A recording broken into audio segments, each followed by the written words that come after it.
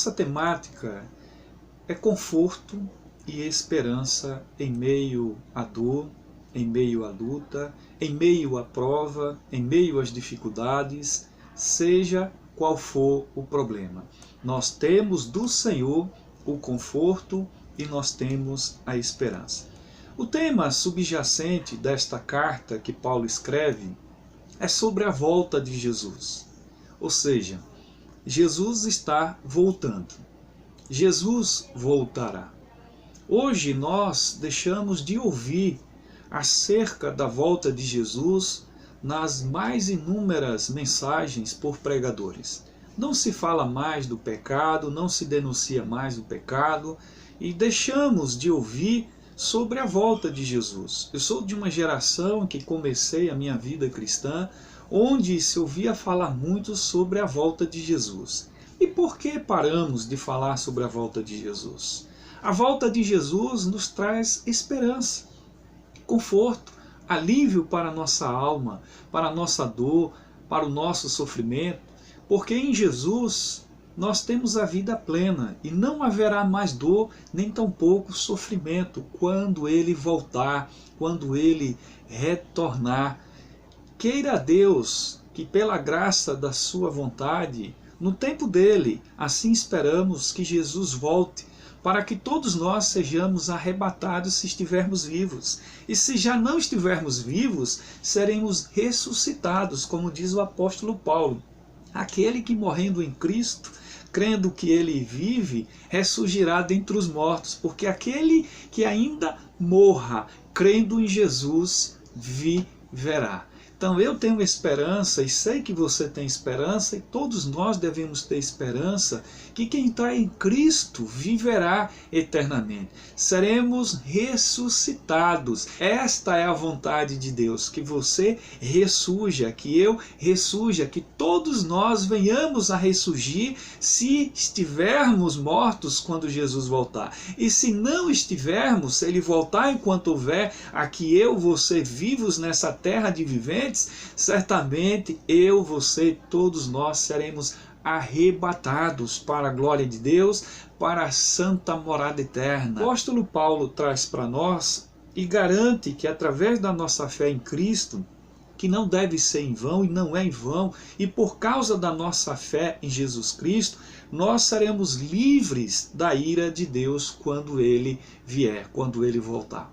Portanto, se permanecemos em Cristo, se vivemos em santidade, se preservamos a santidade, se conservamos a santidade em nossa mente, em nosso coração, quando Cristo vier, certamente para a glória de Deus, nós estaremos livres da ira de Deus. Ou seja, do juízo, do julgamento, de ir para aquele lugar onde está destinado para todos aqueles que são rebeldes. E eu gostaria de dizer para você que todos os problemas que vocês estão passando hoje, todas as dificuldades, tudo isso são temporais. O sofrimento também passa.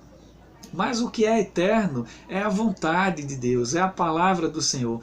Todos os nossos problemas são temporais, mas a vontade de Deus é eterna. E foi Ele que instituiu para você, para mim, para todos nós, essa vontade. Vontade essa que é uma vontade eterna. Vontade de fazer e cumprir tudo aquilo que Ele escreveu desde o primeiro dia da criação. O nosso Deus é tremendo, o nosso Deus é poderoso, o nosso Deus é um ser extraordinário, é um Deus tremendo, um Deus que faz e fará grandes coisas por todos nós. Portanto, não temamos a volta de Cristo, nos alegremos, tenhamos fé e esperança, porque a volta de Jesus vai trazer para todos aqueles que permanecem firmes e fiéis nele a vida eterna. Virá com os teus próprios olhos, verá com os teus próprios olhos a presença, a grandeza e a eterna vida desse Deus que está dentro de nós e que os nossos olhos contemplarão, os nossos olhos verão como testemunho ocular que valeu a pena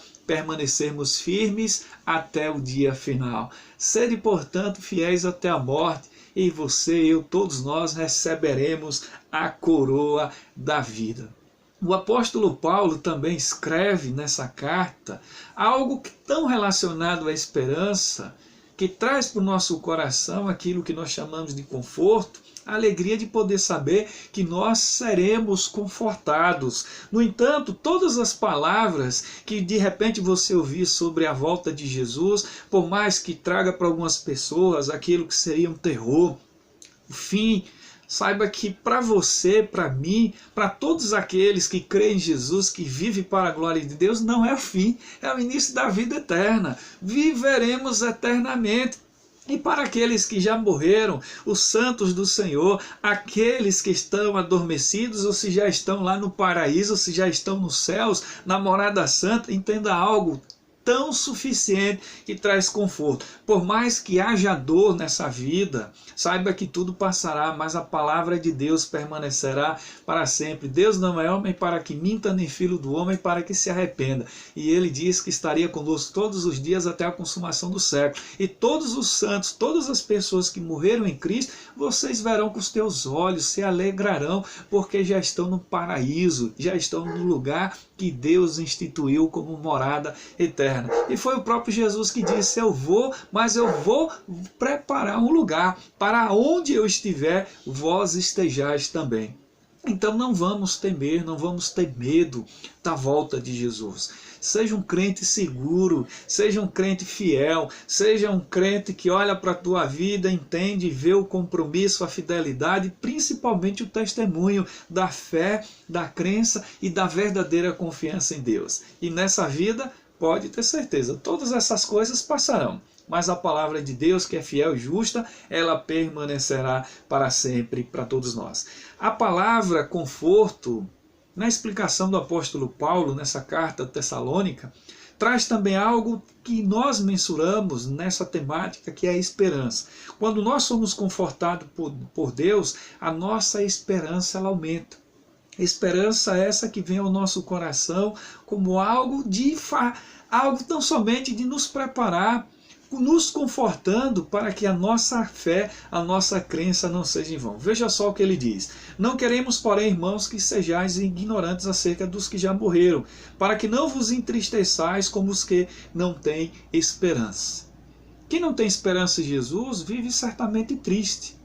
Eu não quero dizer que você, eu que temos esperança em Jesus, não vamos ter tristeza. Temos tristeza, a tristeza faz parte, está ligada à nossa vida, somos seres humanos. O que eu estou dizendo para você é que mesmo você ficando triste, você tem esperança de que nessa vida todas essas coisas vão passar, porque são temporais. Mas na vida eterna você verá com os teus olhos que valeu a pena esperar no Senhor, ter essa esperança, porque você não verá e não sentirá mais nenhum qualquer sofrimento ou qualquer problema que venha afligir a alma, trazendo dor ou qualquer que seja o flagelo de um sentimento onde machuca. No céu não vai ter isso não. No céu vai ter muita alegria, no céu vai ter celebração, no céu vai ter o puro e verdadeiro sentimento, como diz os anjos, e assim cantarão eternamente, aleluia, o Cordeiro vive, ele é e ele será sempre o Cordeiro de Deus, o Filho do Altíssimo, Deus e Senhor da nossa vida. E nós certamente poderemos cantar que digno é o Cordeiro de Deus. Você e eu, todos nós, somos convidados a manter sempre a chama da esperança. E esperança nesse texto é literalmente uma expectativa de algo que torna essa esperança uma esperança com confiança, ou seja, uma expectativa confiante.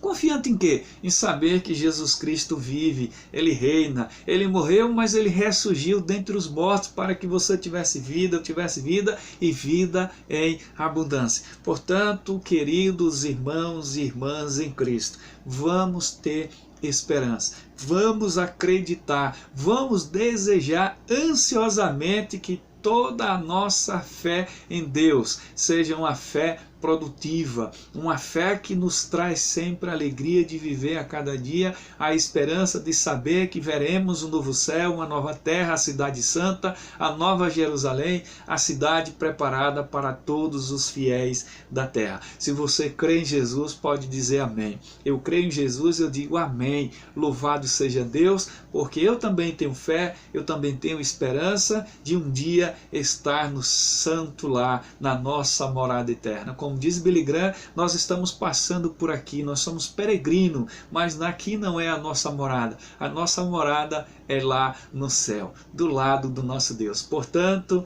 Deus te abençoe. Deus seja contigo, com teu lar, com tua família, com a tua casa, hoje e sempre, em nome de Jesus. Amém.